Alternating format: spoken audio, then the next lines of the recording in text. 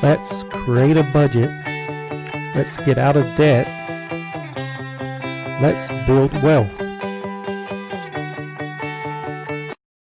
Guys, welcome back to the channel. Okay, so before we jump into this velocity banking with the credit card, we're going to, just so we can have a comparison, we're going to look at if no leverage was being used, how much interest will it be costing her. Okay, so she does have the $5,000 in the savings account. She is comfortable with using that, in the fact that she still has some savings or security in the credit card that she could use in case she had an emergency. So instead of letting that savings just sit there, we're going to utilize it to help pay this debt. So what we're going to look at first is, and I don't know if we'll go through all of this, but this is basically the order in which we're going to look at. That is the Prosper, the Chase Synchrony card, Wells Personal, the TDH Wells, the Wells TDH. So there's the TDH line of credit and then the TDH Wells. So we're going to look at it in this order. We will utilize, since we will be also utilizing the savings account when we're looking at the leverage part, we will utilize it for this example. Okay guys, so looking at Prosper first, I simulated this loan at an amortized schedule. So if she did nothing, if she left the little $5,000 in savings, she will end up paying $2,965.45 in interest. So we're going to start with Prosper. We're going to send the $5,000 plus her cash flow every month to this loan. So starting that, assuming we sent the $5,000 plus the $34.78 in cash flow, and we kept doing that until this loan was paid off, she's going to pay a total of $1,584.25 in interest. So we have a total so far interest of $1,584.25. So this Prosper will now be zero, balance zero, and the cash flow now, well, expenses will be reduced by that, so we'll have a new cash flow of $795.59. So looking at the no leverage, we would next tackle the Chase card. So if we come back to the Prosper, it was paid off in month 21. The last payment is actually $604.79. So we have the $760 payment that would have been going. So it would have been $760.81 plus our cash flow of $34.78. So we would have had a total of $795.59. If we sent $604.79 to pay it off, we would have had $190.80 left. And if we look back at the Chase card, it's due on the 26th of the month. She has a minimum payment of $133 at a 19.99% interest rate. Okay, so 19.99% interest rate, starting balance $5,078.35. So if we make the $133 payment every month, we're going to come down to month 21. Okay, so in month 21, on the 26th, we had $190.80 left over after paying off the Prosper. And with the $133 payment, the payment this month would be $323.80.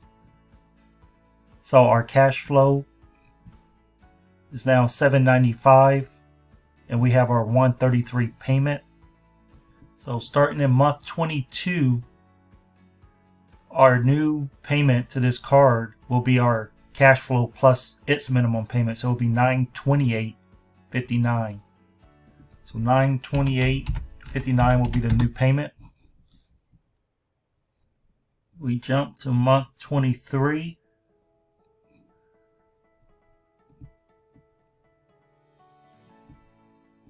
And we'll have our payment month 24, month 25, month 26. So on month 26, we'll need $124.67 to pay this off. So we had our cash flow of $928.59, and we paid $124.67. So we have $803.92 left over in month 26. And was she to pay this minimum payment for those first 21 months and then send the extra cash flow over 26 months, basically 2 years, she would have paid $1,744.48 in interest. Okay, so if we take the $17,448 in interest, add the interest she paid on Prosper, so far she paid $3,328.73 in interest. Okay, so we got the total interest $3,328.73. Next, we will tackle the Synchrony card. So this Chase will now be paid off, and we'll no longer have that payment, which will now reduce our expenses to $2,221.15 and increase our cash flow to $928.59. So the Synchrony card, it's due on the 15th. We owe $650, so we're in month 26. So month 26, let's see, there's 0% interest. Minimum payment was $28. We owed $650.50. We divide that. So if we take 28, which was the minimum payment we're paying every month, and we've been paying that for 26 months. So this card would actually be paid off.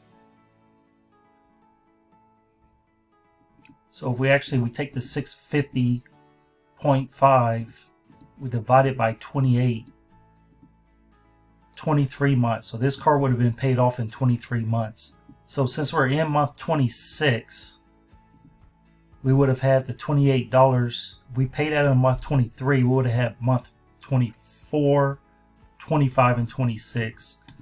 So we take 28 times 3, that's $84. So this is paid off, and we have 84 extra dollars. We had left over $803 and $92. So if we add the $803.92, we will have $887.92 left in our checking account in month 26. So since the Synchrony is paid off, we will move on to the Wells Personal, which is $4,713.66. It was 0% interest. So if we take that Wells Personal, we're paying $83 for 26 months. So if we take 83 times it by 26, $2,158 would have went to principal. So if we subtract what we owed, $4713.66, we will owe $2,555.66. $2,555.66. Now we're in month 26, and we had left over $887.92. So $1667.74 left over. So since the rest of the bills are actually 0%, this is the total interest that will be paid in this order, regardless of how much longer it takes, because there's 0% interest. So were she to do this order, she will end up paying $3,328.73 in interest. And since, there's no need really to run it these other ways, since all the 0%, really the only thing we need to compare here is Prosper and the Chase, since those are the only two that she really owes interest on. And these other ones were business things that are now done, and she still owes on it, but there's no interest being charged on those. So guys, this will be the total interest that we're comparing when we start to use leverage. So in the next video, we will start to use the leverage and see exactly how much she can save in interest by doing it that way. So guys, I hope you found value in this video. If you did, don't forget to subscribe and hit the thumbs up button. And clicking the notification bell will alert you anytime there's a new video, and I'll see you in the next one.